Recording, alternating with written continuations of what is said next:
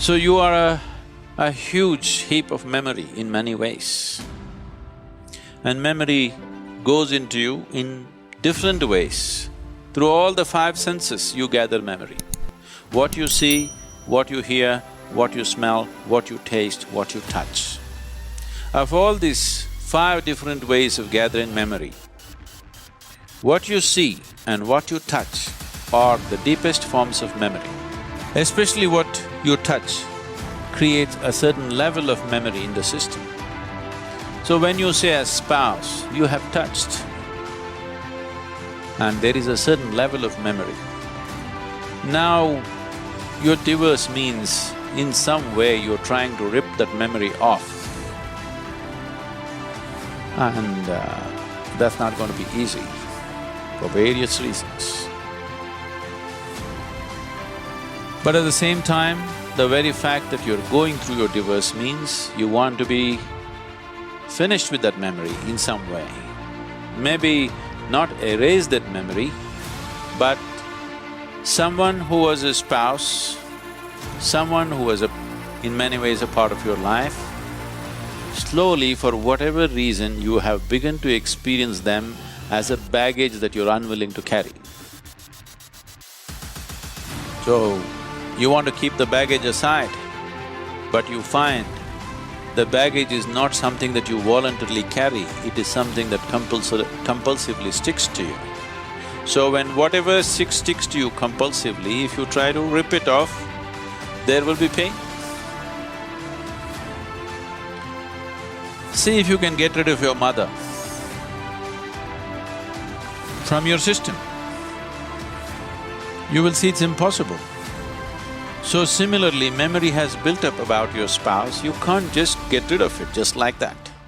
If you do it, even mentally, psychologically, if you're equipped to do it, you will still see the whole system will go through a certain level of suffering invariably.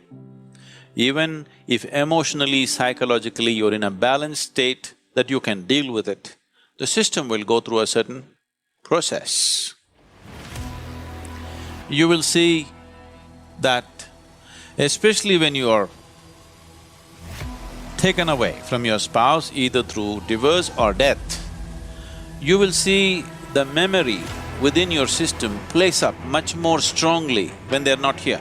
Particularly when death happens, you will see the memory of your spouse works in every cell in your body, if you have lived long enough together.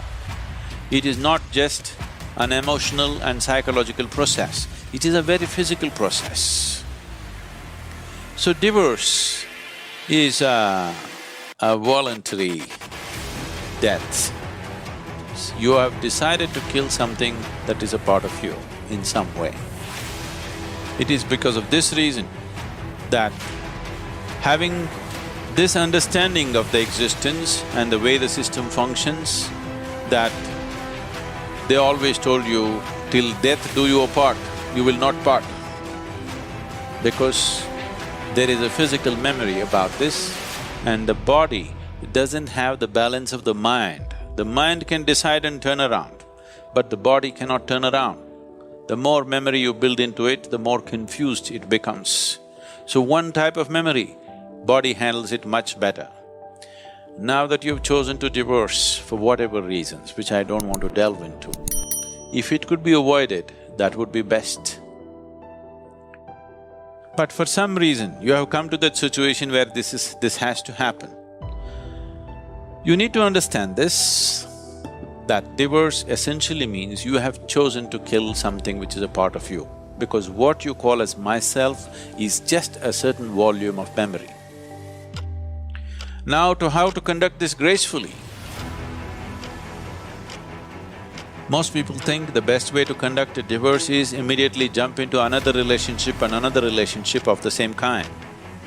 No, you will cause much more struggle and turmoil within the system by doing that. It's extremely important the body has enough time to work out the memory. The body has enough time to keep the memory at a certain distance.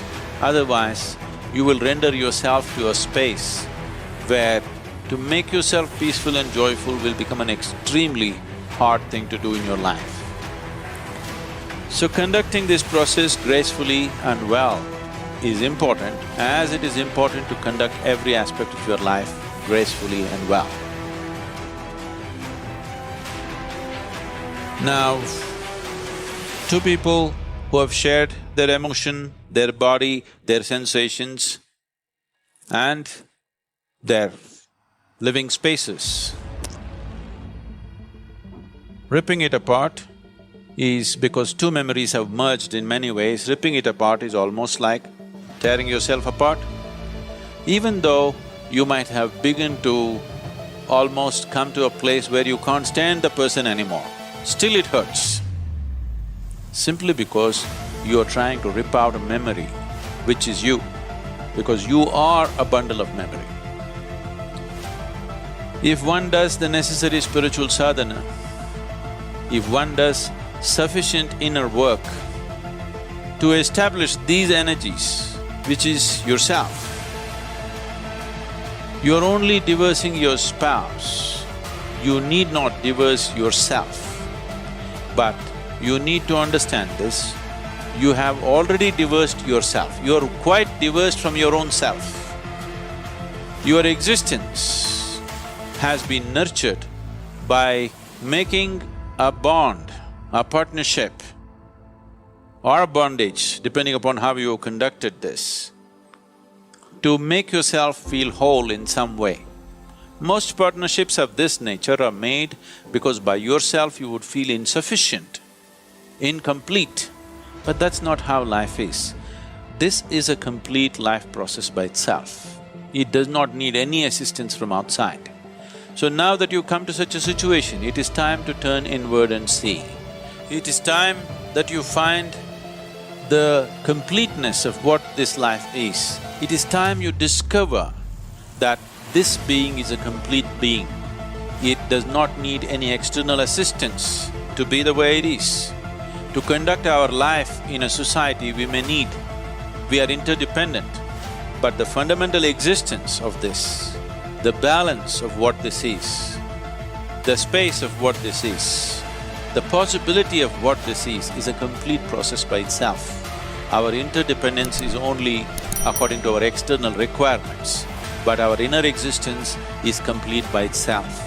You are divorcing your spouse, which is bad enough. Do not divorce yourself from yourself.